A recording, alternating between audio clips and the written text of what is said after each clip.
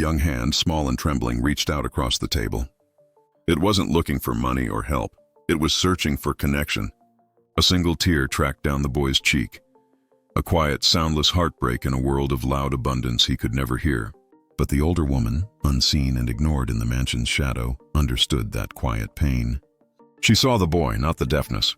Little did she know that the simple thing she carried in her pocket, a piece of her forgotten past, was about to test everything the boy's family believed about privilege, kindness, and what it truly means to listen. Have you ever met someone who changed how you see the world? Tell us in comments. It was an ordinary morning, but for Amelia, mornings were never truly quiet. She moved through the vast, silent rooms of the Hawthorne estate with the smooth efficiency of someone who had learned to be invisible. Her hands, rough from years of honest work, polished silver and arranged flowers, always mindful of the quiet that ruled this world. The money here was endless, a river of luxury, but the air was heavy with a loneliness that no amount of wealth could buy away. Amelia was the maid, a woman whose life had been a series of small hardships and simple earned joys.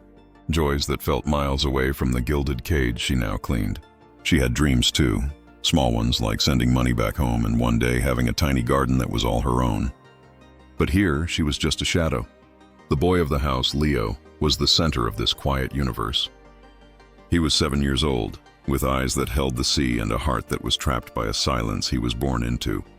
The doctors had confirmed it years ago. Leo was profoundly deaf. His parents, the Hawthorns, had spent fortunes on treatments, on specialists, on everything but the one thing Leo needed most: someone to truly see the world he lived in. Leo often watched Amelia from a distance. He didn't see the maid or the uniform. He saw the kindness in her movements, the gentle way she handled the broken silence of the house.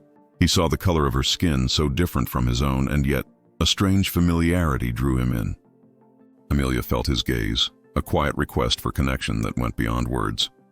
She knew the Hawthorns saw only her job, but in Leo's eyes, she saw a flicker of her own unseen life. If you were in their place, what would you have done? Tell us in the comments. This day, however, Amelia carried a secret warmth. Tucked inside the worn pocket of her apron was a simple, smooth wooden flute, a relic from her childhood, a thing of no value here. She didn't know yet how profoundly that simple, mysterious object would break the silence and change the course of 2 lives forever. The house was a gallery of unspoken rules. For Amelia, every step was measured, every glance calculated. The Hawthorns treated her with a cool politeness, a distance maintained not by walls, but by wealth and unspoken judgment. They saw her background, the color of her skin, and the simplicity of her clothes, and made quiet assumptions. They never raised their voices, but their silence was just as loud. They praised her efficiency, but never her humanity. When Mrs. Hawthorne spoke to her, the words were clipped and precise, like transactions, never conversations. Once, Amelia had gently offered a suggestion about a flower arrangement, one her mother had taught her. Mrs. Hawthorne simply stared, then instructed, "Stick to the list, Amelia." It wasn't loud, but the way she looked through Amelia, as if her lived experience was worthless, felt like a silent slap. That quiet pain of being perpetually overlooked, of being reduced to a uniform, was a constant ache. Leo, however, didn't use that language of silence. He communicated in a frantic, beautiful sign language he created himself, a language Amelia slowly began to learn by watching him. He would often follow her, a small shadow moving silently through the lavish rooms. One afternoon, he found her in the sunroom, polishing an antique frame. He signed something fast and frustrated.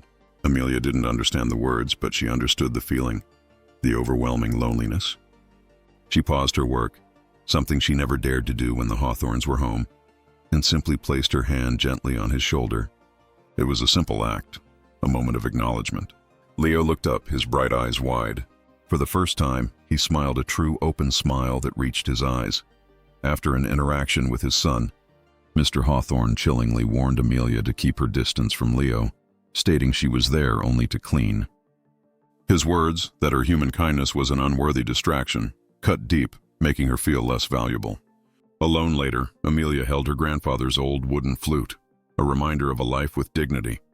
She decided she had to find a way to connect with Leo beyond words, a way of pure feeling. The opportunity would come the next afternoon when the hawthorns were out. The flute, though not professional or expensive, was her one honest offering. She knew she had to be brave enough to try. The mansion was finally empty, filled only with the expectant silence of its grand hallways.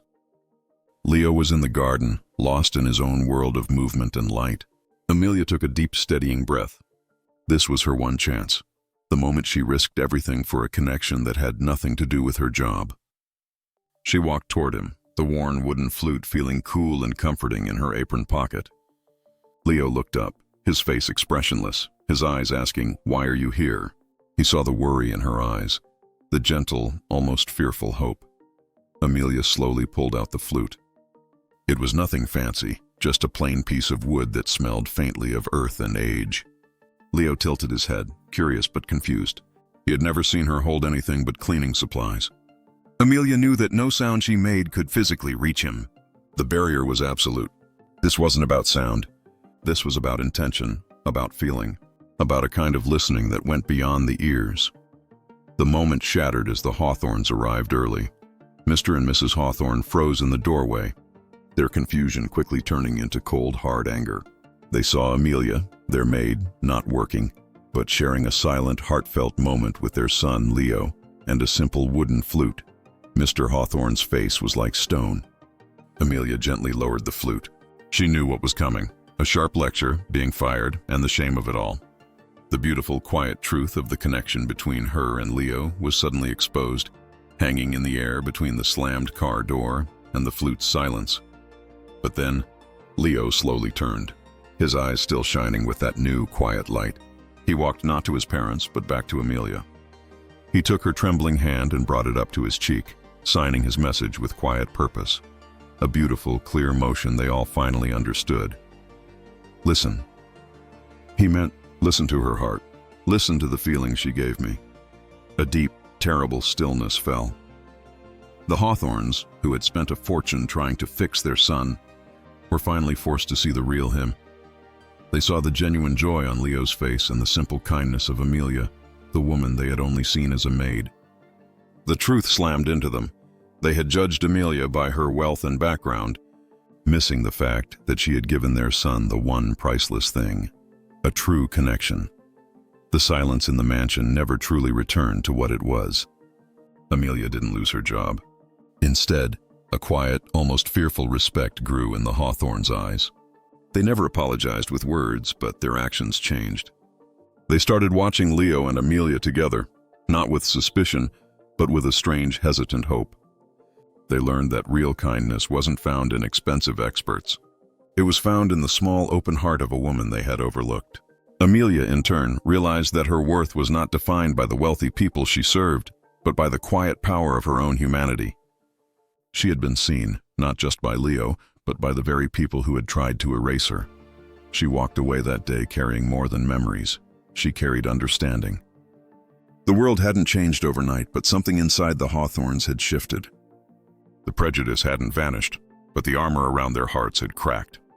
They realized that every small act of kindness, every moment of courage was a spark against the dark. The true miracle wasn't that Leo had heard the music, but that his parents had finally heard their own son's heart through the simple, loving actions of a maid they barely noticed. Maybe that's how change begins, not in noise, but in hearts that refuse to stop feeling. What part of this story stayed with you the most? Tell us in the comments. Show some love with a like and subscribe to stay inspired.